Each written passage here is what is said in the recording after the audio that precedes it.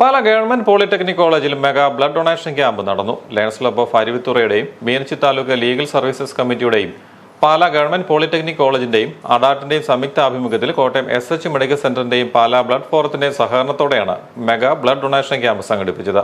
ലഹരി വിരുദ്ധ പ്രചരണ പരിപാടികളുടെ ഭാഗമായി ലഹരി വിരുദ്ധ പ്രദർശനവും ബോധവൽക്കരണ സെമിനാറും നടന്നു.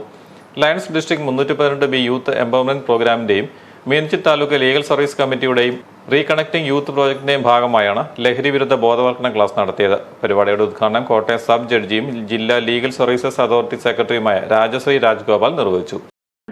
കുട്ടികളെ പോലും ഇതിലേക്ക് അടങ്ങിക്കൊണ്ട് ഒരു അട്രാക്റ്റീവ് ആക്കാൻ വേണ്ടി മിഠായികളിലും ചോക്ലേറ്റ്സിലും എല്ലാം ഇതിന്റെ അംശം ചേർത്ത് വന്ന് വിൽപ്പനയ്ക്ക് എത്തുന്നതായിട്ടൊക്കെ നമ്മുടെ ശ്രദ്ധയിൽപ്പെടുന്നുണ്ട്.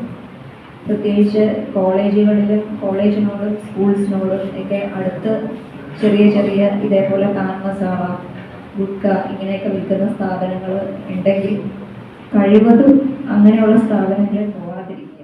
Government polytechnic college principal Ani Abraham അധ്യക്ഷയായിരുന്നു. Chief project coordinator CB Mathew Plathottam മുഖ്യപ്രഭാഷണവും ജില്ലാ കോർഡിനേറ്റർ ഷിബു തെക്കേമറ്റം രക്തദാന സന്ദേശവും നൽകി. Meenachil taluk legal services committee secretary Sonia Joseph, Aruvithura lions club president Arun Kulampally എന്നിവർ പ്രസംഗിച്ചു. Pala blood forum executive committee അംഗം Saji Vattakkalayil, legal services committee അംഗം Susmitha KV, NSS programme officer Santhosh CG, staff club secretary doctor Amit Raj എന്നിവർ പരിപാടികൾക്ക് നേതൃത്വം നൽകി. വിദ്യാർത്ഥികൾ ലഹരി വിരുദ്ധ പ്രതിജ്ഞയും എടുത്തു.